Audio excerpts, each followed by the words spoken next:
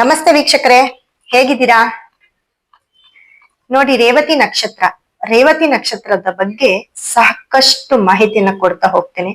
ಅವರ ಗುಣ ಲಕ್ಷಣಗಳು ಮತ್ತೆ ಅವರ ಯಾವ ಆರೋಗ್ಯದ ಸಮಸ್ಯೆ ಅವ್ರನ್ನ ಕಾಡ್ಬೋದು, ಹಾಗೆ ಅವರು ಯಾವ ರೀತಿ ಅವರ ಯೋಗವನ್ನ ಪಡ್ಕೊಳ್ಬಹುದು, ಅಂದ್ರೆ ಯಾವ ಒಂದು ಕಲ್ಲಿನಿಂದ, ಯಾವ ಒಂದು ಸ್ಟೋನ್ ಇಂದ ಅವರ ಯೋಗವನ್ನ ದುಪ್ಪಟ್ ಮಾಡ್ಕೊಳ್ಬಹುದು, ಅವರ ಒಂದು ಅಭಿವೃದ್ಧಿಯನ್ನ ಪಾಸಿಟಿವ್ ಮಾಡ್ಕೊಳ್ಬಹುದು ಅನ್ನೋದನ್ನ ಹೇಳ್ತಾ ಹೋಗ್ತೇನೆ. ಬನ್ನಿ. ರೇವತಿ ನಕ್ಷತ್ರಕ್ಕೆ ಮೀನ ರಾಶಿಯಲ್ಲಿ ರೇವತಿ ನಕ್ಷತ್ರ ಬರುತ್ತೆ. ನಕ್ಷತ್ರಾಧಿಪತಿ ಬುಧ, ರಾಶಿಯ ಅಧಿಪತಿ ಬಂದು ಗುರು ಆಗಿರ್ತಾರೆ. ರೇವತಿ ನಕ್ಷತ್ರಕ್ಕೆ ಬುಧ ದಶೆ 17 ವರ್ಷ ಬರುತ್ತೆ. ಆದ್ರೆ ಯಾವ ಒಂದು ಪಾದದಲ್ಲಿ ಹುಟ್ಟಿರ್ತಾರೆ ಅನ್ನೋದು ಮುಖ್ಯ ಆಗಿರುತ್ತೆ. ಸೊ ಈ 4 ಪಾದಗಳಿಗೆ ಒಂದೊಂದು ಅಕ್ಷರ ಬರುತ್ತೆ.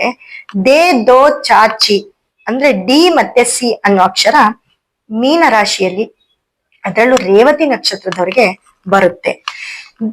ಬುಧ ರಾಶ್ಯಾಧಿಪತಿ ಬುಧ, ನಕ್ಷತ್ರಾಧಿಪತಿ ಬುಧ ಕೂಡ ಕನ್ಯಾ ರಾಶಿಯಲ್ಲಿ ಉಚ್ಚ ಸ್ಥಾನ, ಮೀನ ರಾಶಿಯಲ್ಲಿ ನೀಚ ಸ್ಥಾನವನ್ನ ಪಡ್ಕೊಂಡಿರ್ತಾನೆ.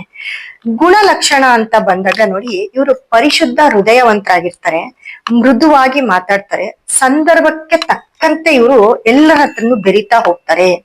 ಇವರಿಗೆ ಅನಾವಶ್ಯಕ ಗಮನ ನೀಡೋದಿಲ್ಲ, ಯಾಕಂದ್ರೆ ಇವ್ರಿಗೆ ಯಾವತ್ತೂ ಬಿಸ್ನೆಸ್ ಮೈಂಡ್ ತುಂಬಾ ಇರುತ್ತೆ. ಗುರುನು ಅದೇ ರೀತಿ, ರಾಶಿಯಾಧಿಪತಿ ಗುರು ಕೂಡ ಬಿಸ್ನೆಸ್ ಅನ್ನೋದು, ನಮ್ಮ ಒಂದು ಏಳಿಗೆ ಏನಿದೆ ಅನ್ನೋದ್ರ ಬಗ್ಗೆ ಯೋಚನೆ ಮಾಡ್ತಿರ್ತಾರೆ, ಜ್ಞಾನವನ್ನ ಕೊಡ್ತಿರ್ತಾರೆ. ನಕ್ಷತ್ರಾಧಿಪತಿ ಬುಧ ಕೂಡ ಯಾವತ್ತೂ ಯಾವೊಂದು ಕೆಲಸ ಮಾಡಿದ್ರೆ ಸರೋಗುತ್ತೆ, ಹೇಗಿರ್ಬೇಕು ಅಂದ್ರೆ ಟಾಪ್ ಅಲ್ಲಿ ಬ್ರೈನ್ ವರ್ಕ್ ಮಾಡ್ತಾ ಇರ್ತಾರೆ. ಹಾಗಾಗಿ ಈ ಬುಧ ಮತ್ತೆ ಗುರು ಸಂಗಮದಲ್ಲಿ ಬರೋ ಅಂತ ನಕ್ಷತ್ರನೇ ರೇವತಿ ನಕ್ಷತ್ರ. ಸೊ ಈ ರೇವತಿ ನಕ್ಷತ್ರದವರು ಸ್ವತಂತ್ರ ಮನೋಭಾವದವರು ಇರ್ತಾರೆ. ಯಾವ ಒಂದು ಕೆಲಸಕ್ಕೆ ಎಲ್ಲಿ ಕಳಿಸಿದ್ರು ಅವರ ಒಂದು ಕೆಲಸವನ್ನ ಪಾಸಿಟಿವ್ ಮಾಡ್ಕೊಂಡು ಬರ್ತಾ ಇರ್ತಾರೆ. ಹಾಗಾಗಿ ಮತ್ತೆ ಮಾತು ಅನ್ನೋದು ಅವ್ರಿಗೆ ಜ್ಞಾನ ಪ್ಲಸ್ ಬುದ್ಧಿ ಮತ್ತೆ ಮಾತಿನ ಚಾಕುಚಕ್ಯತೆ ಇದೆಲ್ಲ, ಅದೆಲ್ಲ ಅತಿ ಹೆಚ್ಚು ರೇವತಿ ನಕ್ಷತ್ರದವ್ರಿಗೆ ಇರುತ್ತೆ.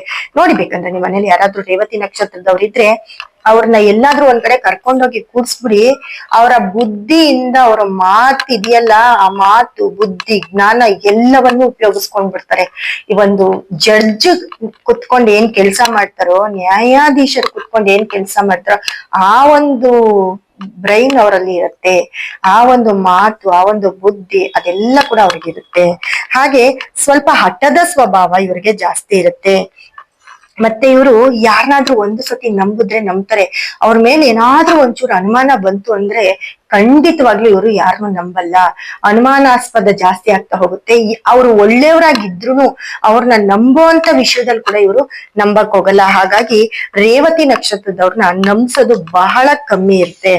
ಮತ್ತೆ ಕೋಪಿಷ್ಟರು ಕೂಡ ತುಂಬಾ ಆಗಿರ್ತಾರೆ, ಹಠವಾದಿಗಳು ಕೂಡ ಇವರಾಗಿರ್ತಾರೆ. ಮತ್ತೆ ಇವ್ರಿಗೆ ಮೂಢನಂಬಿಕೆ ಜಾಸ್ತಿ ಇವರಿಗೆ, ಅಂದ್ರೆ ಇಲ್ದೇ ಇರೋದ್ನೆಲ್ಲ ನಂಬ್ತಾ ಹೋಗೋದು. ಇವಾಗ ಅನುಮಾನ ಅಂತ ಬಂದಾಗ, ನಮ್ಗೆ ಅನುಮಾನ ಪಡೋ ವ್ಯಕ್ತಿತ್ವ ಜಾಸ್ತಿ ಆದಾಗ ಏನನ್ನ ಹೇಳಿದ್ರು ನಂಬೋದು, ನಂಬಿಕೊಂಡು ಅದ್ರ ಮೇಲೆ ನಾವು ಇನ್ನೊಬ್ಬರನ್ನ ಜಡ್ಜ್ ಮಾಡುದು.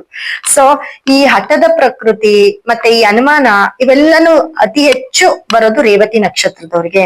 ಮತ್ತೆ ಸಂಪ್ರದಾಯಸ್ಥರು ಕೂಡ ಇವರೇ ಆಗಿರ್ತಾರೆ, ಕಟ್ಟಾ ಸಂಪ್ರದಾಯಸ್ಥರು ಕೂಡ ಇವರೇ ಆಗಿರ್ತಾರೆ.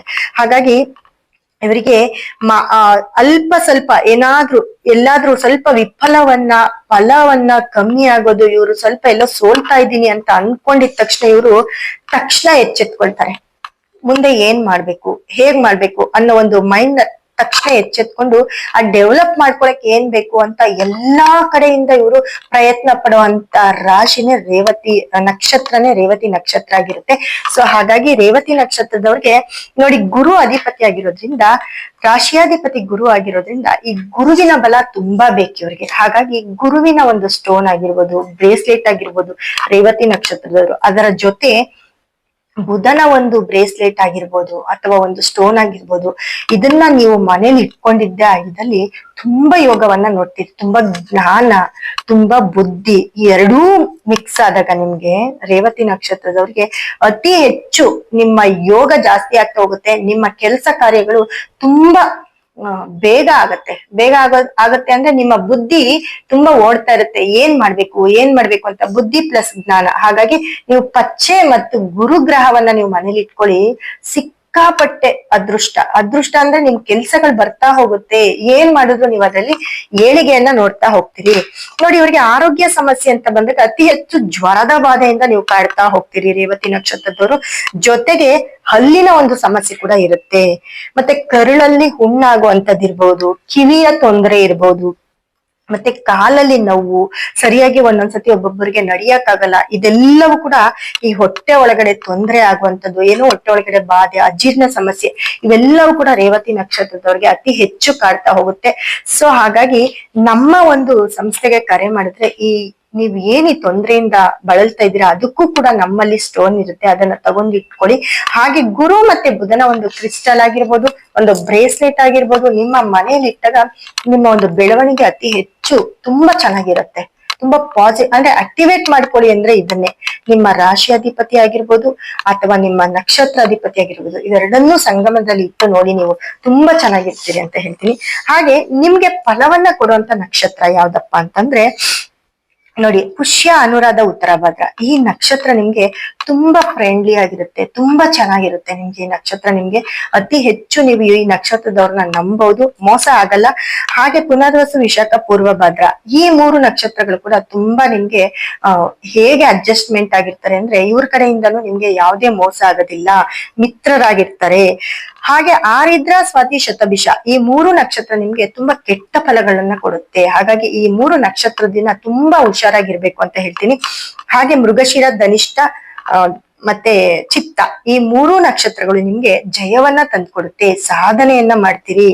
ಹಾಗೆ ರೋಹಿಣಿ, ಹಸ್ತ, ಶ್ರವಣ, ಈ ಮೂರು ನಕ್ಷತ್ರಗಳು ತುಂಬಾ ಅಶುಭ ಫಲವನ್ನೇ ಸೂಚಿಸ್ತವೆ. ಹಾಗೆ ಕೃತಿಕ, ಉತ್ತರ, ಉತ್ತರಾಷಾಢ, ಈ ಮೂರು ನಕ್ಷತ್ರಗಳು ನಿಮ್ಗೆ ತುಂಬಾ ಕ್ಷೇಮ, ನಿಮ್ಗೆ ಸೆಕ್ಯೂರಿಟಿ ಆಗಿರುತ್ತೆ. ಮತ್ತೆ ಭರಣಿ, ಪುಬ್ಬ, ಪೂರ್ವಾಷಾಢ ನಕ್ಷತ್ರಗಳು ವಿಪತ್ತನ್ನ ತಂದು ಕೊಡ್ತವೆ. ಹಾಗಾಗಿ ಈ ಮೂರು ನಕ್ಷತ್ರಗಳನ್ನ ಯಾವುದೇ ಒಳ್ಳೆ ಕೆಲಸಕ್ಕೆ ನೀವು ಕ್ಯಾರಿ ಮಾಡಬೇಡಿ. ಹಾಗೆ ಅಶ್ವಿನಿ, ಮಕ, ಮೂಲ, ನಿಮ್ಮ ಲೈಫ್ ಅಲ್ಲಿ ಸಂಪತ್ತು ಮತ್ತೆ ನಿಮ್ಗೆ ಶುಭ ಫಲ, ನಿಮ್ಗೆ ದುಡ್ಡು, ಐಶ್ವರ್ಯವನ್ನೆಲ್ಲ ತಂದ್ಕೊಡುವಂತ ಅಶ್ವಿನಿ, ಮಕ, ಮೂಲ ನಕ್ಷತ್ರವನ್ನ ಯಾವತ್ತಿಗೂ ನೀವು ಫಾಲೋ ಮಾಡ್ತಾ ಹೋಗಿ, ತುಂಬಾ ಚೆನ್ನಾಗಿರ್ತೀರಾ. ಮುಂದಿನ ವಿಡಿಯೋದಲ್ಲಿ ಸಾಕಷ್ಟು ಮಾಹಿತಿಯನ್ನ, ನಕ್ಷತ್ರಗಳ ಬಗ್ಗೆ ಸಾಕಷ್ಟು ಮಾಹಿತಿಗಳನ್ನ, ಅವರ ಒಂದು ಗುಣ ಲಕ್ಷಣಗಳನ್ನ ಹೇಳ್ತಾ ಹೋಗ್ತೇನೆ. ಧನ್ಯವಾದ ವೀಕ್ಷಕರೇ.